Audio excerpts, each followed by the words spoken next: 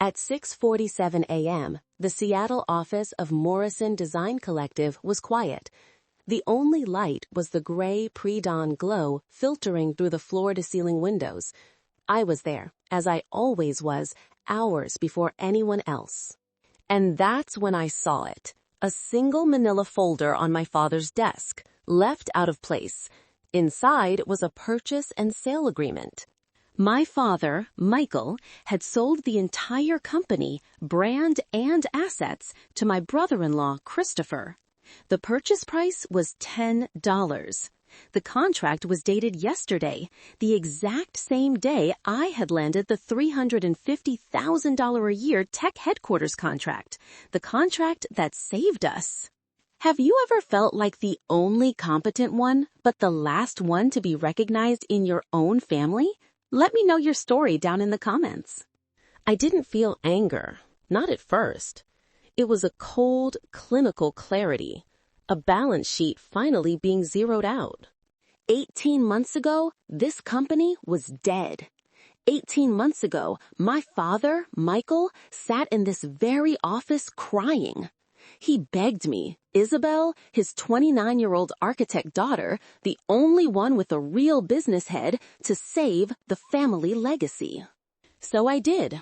I drained my personal savings, $70,000. Money I had earmarked for a down payment on my own condo. I poured it all into his failing firm. For 18 months, I worked 18-hour days. I rebuilt the entire client pipeline.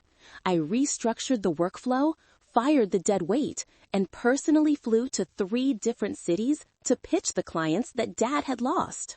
I did this because I'm the fixer. That's the trap of being the competent one in a family. You see a problem, you know you can fix it, so you do. You don't ask if you should. You just absorb the responsibility because no one else will. The reward for good work isn't rest. It's just more work. The reward for saving the family is being expected to do it again. I thought about my brother, Stephanie, the visionary. While I was auditing payroll 2 years ago, Dad happily funded a $40,000 personal branding trip to Europe for him. But when I'd asked for help with my master's degree in architecture, Dad told me the company couldn't afford that kind of investment in theoreticals. I looked at the $10 contract in my hands. The paper felt thin and cheap. I finally understood. I was never meant to be the heir. I was just the janitor, the person they called to clean up the mess so they could sell the building. The office door opened at 9:05 a.m. In walked Stephanie and Christopher. Christopher, my brother's partner, was wearing an ill-fitting suit that was clearly brand new. He looked like a child playing dress-up in his father's clothes. Stephanie, my brother, didn't even look at me. He was already pointing at the walls, holding his phone up. "This entire partition has to go," Stephanie announced to the empty room. "It's blocking the creative flow. We need to optimize the space for innovation." Christopher cleared his throat and walked over to my desk, though he didn't sit. He just hovered over it. "Isabel, great news. As you'll soon find out, Stephanie and I are taking over management. We have a bold new vision to re-synergize the brand's core verticals." I just sipped my coffee. Re-synergize. Core verticals. These are the people who live in what I call the empty wallet power fantasy. They are the creative class wannabes who have never created a single thing. They don't build, they consult. They don't design, they ideate. They use business buzzwords as a shield to hide the fact that they have no actual skills, no capital, and no value. They were desperate for a quick win, a functioning business they could claim as their own, because they were utterly incapable of building one themselves. "We'll be holding a full staff meeting at noon," Christopher said, puffing his chest out, "to formally announce our new strategic direction, or should probably be there." "I'll be there," I said. What he didn't know, what neither of them knew, was that I had already held my own staff meeting at 7:30 a.m. At noon, the 5 remaining designers gathered in the conference room. David, my head of projects, stood in the back, his arms crossed. He looked at me, and I gave him a slight, imperceptible nod. Christopher stood at the head of the table, beaming. Stephanie was beside him, looking at his phone. "Welcome, everyone, to the new era of Morrison Design," Christopher began. "Stephanie and I are excited to bring our strategic vision." I didn't let him finish. "Actually, Christopher," I said, my voice cutting through the room. It was calm, it was final. "I have an announcement of my own." Everyone looked at me. Christopher's smile faltered. "I'm leaving," I said, "effective immediately, and I'm taking my entire team with me." What are you talking about?" Christopher stammered. "You can't leave. Your father, we bought the company." As if on cue, the glass doors to the office suite slid open. 2 men in professional movers' uniforms walked in, holding clipboards. Christopher looked at them, then back at me. His face went pale. "What is this? You can't take the equipment. We bought the assets. It's in the contract." "You should really read your contracts more carefully," I said. I walked to the conference table and placed a thin, spiral-bound document in front of him. "This," I said, tapping the cover, "is the Articles of Incorporation for Aura Environments, LLC, my company, founded 6 months ago." I watched the color drain from his face as he flipped the page. "My father," I explained, "sold you the brand name Morrison Design Collective, and he sold you the lease to this office space. That's it." I pointed to the workstation in the corner. That $8,000 render farm workstation, purchased by my LLC. The software licenses for the entire team, held by my LLC. Every piece of furniture, every client's contract, and I smiled, that $350,000 a year tech contract I landed yesterday, that contract is exclusively with Aura Environments, LLC. I leaned in. "You didn't buy my company.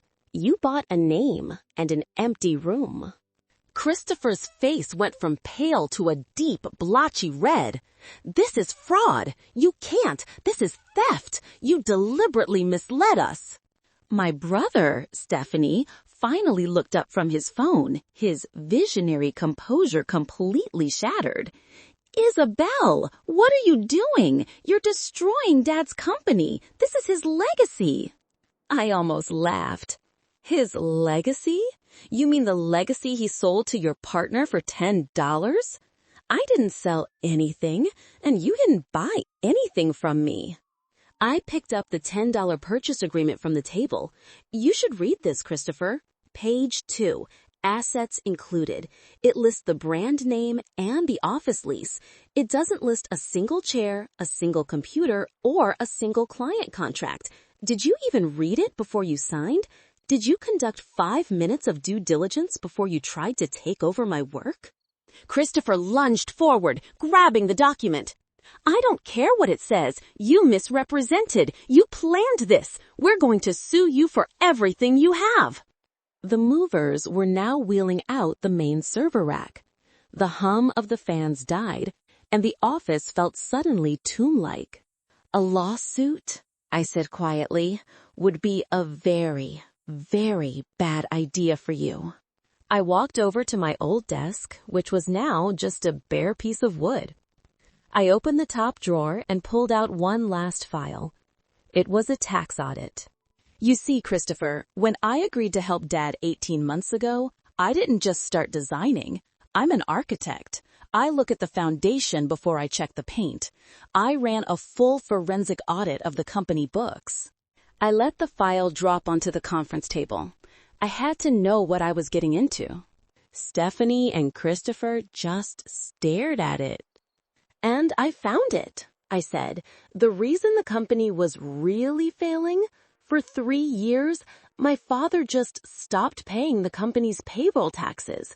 He was pocketing the money, ignoring the notices, letting the penalties and interest stack up." I tapped the cover. As of this morning, Morrison Design Collective, the company you now own, owes the Internal Revenue Service $150,000. Christopher's jaw went slack. Stephanie looked confused. But that's Dad's debt. That's Michael's debt. I shook my head. No, it was his debt. Now it's yours. Here's the fun part about business ownership, Christopher. That specific kind of federal debt, payroll tax, is a nasty thing. It doesn't go away in bankruptcy. The IRS doesn't care about excuses. The debt attaches to the company and its new registered officers. I pointed at him. By signing that $10 agreement and filing it with the state yesterday, you just told the United States government that you are the new sole responsible party for that entire $150,000 liability.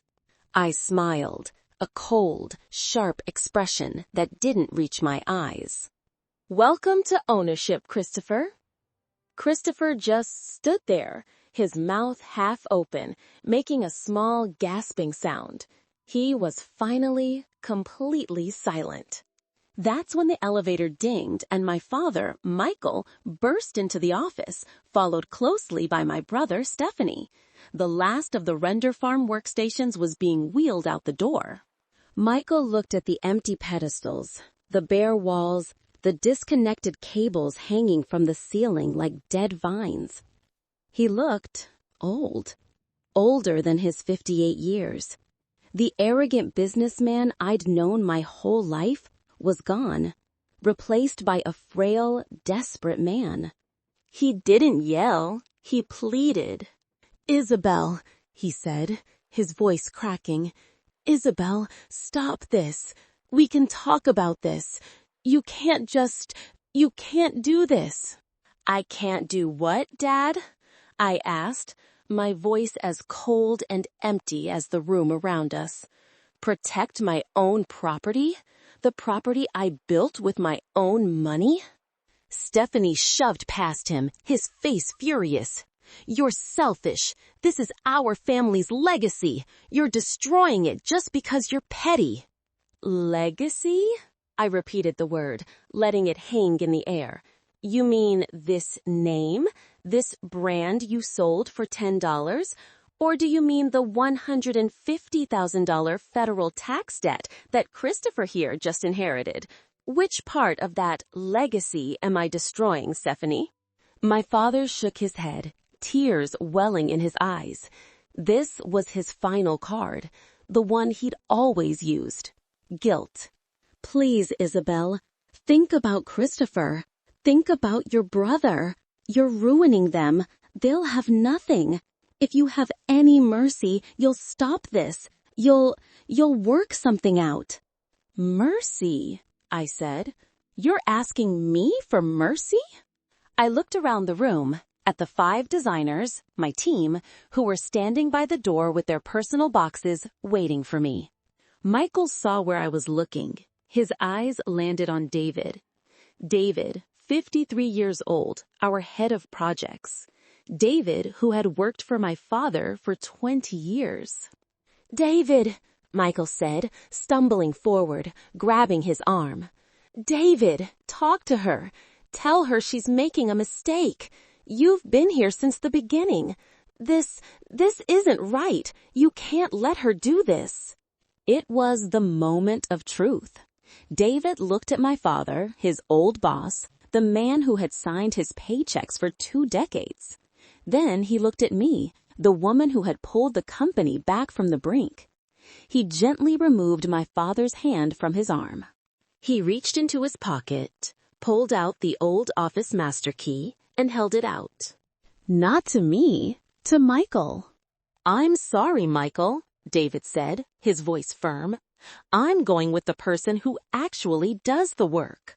He dropped the key into my father's trembling hand. It was done. One by one, the other 4 designers walked past my father and brother and stood behind me in the hallway. The entire creative and operational core of the company gone in 30 seconds. I looked at my father one last time, He was clutching the key, staring at it as if it was the only thing left in the world. "You sold your legacy for $10, Dad," I said. "Enjoy what you got for it." I turned around, walked past my team, and hit the elevator button. I didn't look back. 2 weeks later, I stood in the reception area of Aura Environments, LLC. Our new office was on the 42nd floor of a glass tower in downtown Seattle, with a panoramic view of Elliott Bay. The air smelled like new carpet and fresh paint, not decades of stale coffee and desperation. My team, David, and all 5 designers who had walked out with me were already at their workstations. I'd hired every single one of them back, gave them all an immediate 20% raise, and paid for benefits out of my own pocket until the new contracts kicked in. Which they did. That $350,000 tech contract, it activated the day we opened our doors. We weren't just surviving, we were profitable in our first month. I watched David laughing with the client on the phone. I saw my junior designers working on render farm machines that were 3 times as fast as the ones we'd left behind. This was what I'd been trying to build all along, a space where competence was rewarded, where people were paid what they were worth, and where the foundation wasn't built on lies. The end for Morrison Design Collective was fast, and it was brutal.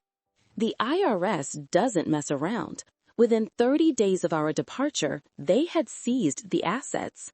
Of course, there were no assets to seize. They locked the doors to the empty office.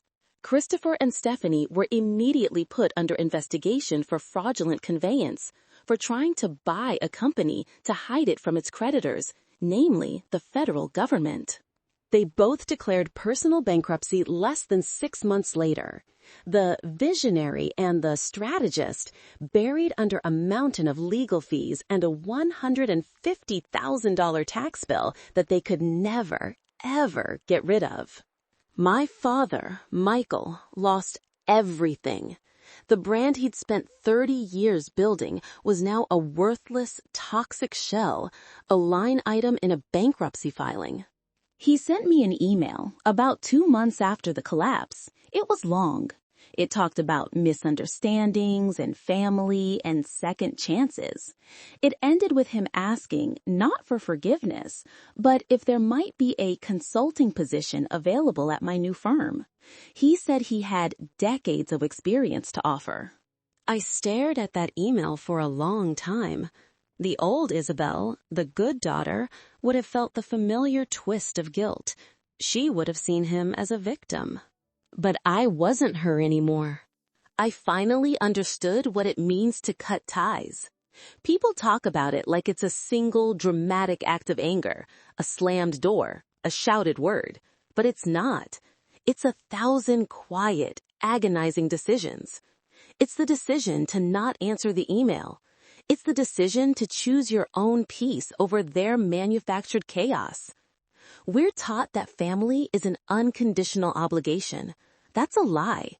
It's a contract just like any other, and the terms are respect, loyalty, and trust. When one side violates those terms, the contract is void. Letting go isn't an act of hate. It's an act of self-preservation. It's realizing that you have to stop setting yourself on fire to keep someone else warm. I moved his email to the trash folder and never replied. I heard from an old acquaintance that he and Stephanie are both living in Christopher's small rented apartment. Last night, David and I took our whole team out to a celebratory dinner. We had just won a National Design Award for the Tech Headquarters project. As I looked around the table at these brilliant, loyal people who had chosen to build something with me, who had backed my play, who showed up every day and did the work, I raised my glass. I realized I wasn't an orphan. I was just finally with my real family. The biggest lesson I learned is this: never confuse loyalty with stupidity. Protect your work. Protect your value. If this story resonated with you, hit that like button, share it with someone who needs to hear this, and subscribe to Channel 7. I'll see you in the next story.